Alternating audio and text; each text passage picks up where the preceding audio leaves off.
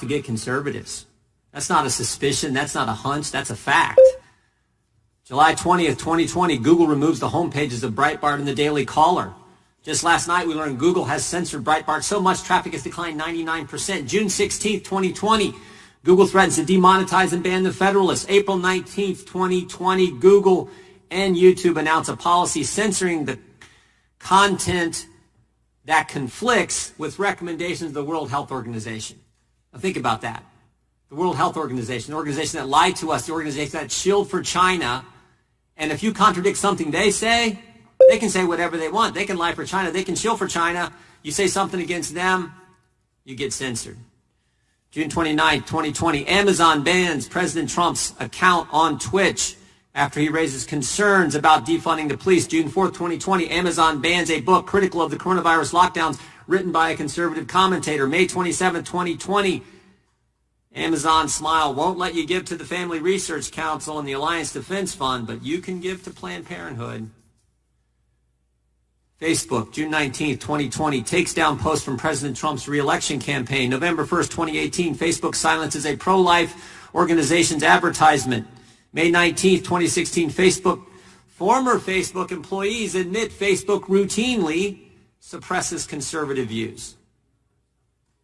And I haven't even mentioned Twitter, who we actually invited, Mr. Chairman. We asked for you guys to invite him as one of our witnesses. You guys said no. I haven't even mentioned them. 2 years ago, they shadow banned 2 members of this committee. 4 members of Congress were shadow banned 2 years ago. 435 in the House, 100 in the Senate, 535. Only 4. Only 4. Gates, Meadows, Nunes, Jordan. Only 4 get shadow banned. And of course, what did Mr. Dorsey tell us? He said, oh, it was just a glitch in our algorithm. I asked him, what'd you put in the algorithm? The names Gates, Meadows, Nunes, Jordan? I mean, if I had a nickel for every time I heard it was just a glitch, I wouldn't be as wealthy as our witnesses, but I'd be doing all right. We've heard that excuse time and time again. May 28th, Twitter censors President Trump's tweet on the riots in Minneapolis. May 29th, 2020, Twitter censors the White House for quoting the president's comments about the riots in Minneapolis. June 23rd, 2020, Twitter censors the president again for saying he'll enforce the rule of law against any autonomous zone in Washington, D.C. You can tweet all you want about the autonomous zone that happened in Seattle, but the president tweets that he's not going to have one in Washington, D.C. Nope, you can't do that. You get banned, you get censored. Dozens of examples. Oh, I forgot one. Just last week, July 21st. Here's what Twitter did. The leader of Iran, the Islamic Republic of Iran, this is from the largest state sponsor of terrorism.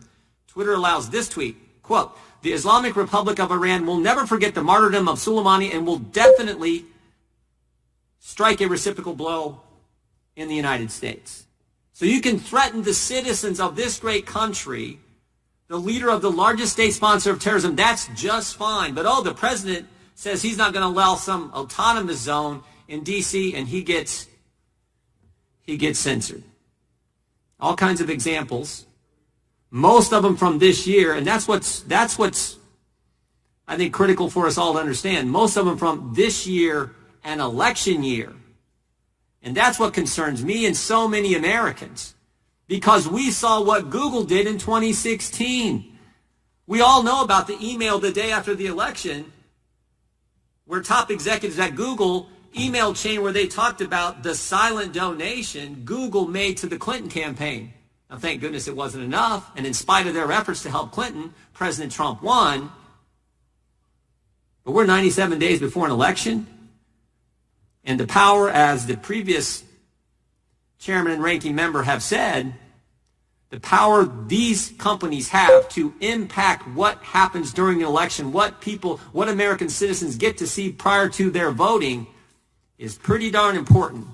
That's why this committee hearing is important. Look, we all think the free market's great. We think competition's great. We love the fact that these are American companies. But what's not great is censoring people, censoring conservatives, and trying to impact elections.